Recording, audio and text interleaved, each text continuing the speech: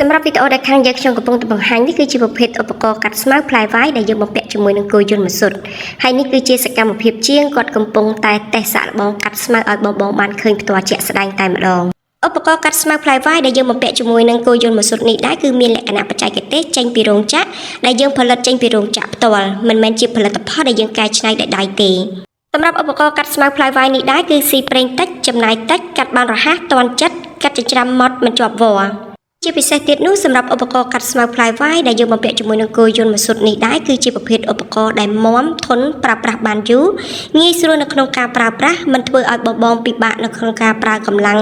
ទប់ហត់បងបានឃើញផ្ទាល់ជាក់ស្ដែងហើយនេះគឺជាសកម្មភាពជាងគាត់កំពុងតែកាត់ស្មៅផ្ទាល់តែម្ដងហើយសម្រាប់ស្មៅនេះគឺក្រាស់ហើយខ្ពស់ទៀតបងចាហើយសម្រាប់ឧបករណ៍កាត់ស្មៅផ្លាយវាយនេះដែរដែលយើងបំពាក់ជាមួយនឹងគោយន្តនេះគឺកាត់បានរហ័សទាន់ចិត្តហើយកំទេចបានយ៉ាងម៉ត់ល្អតែម្ដង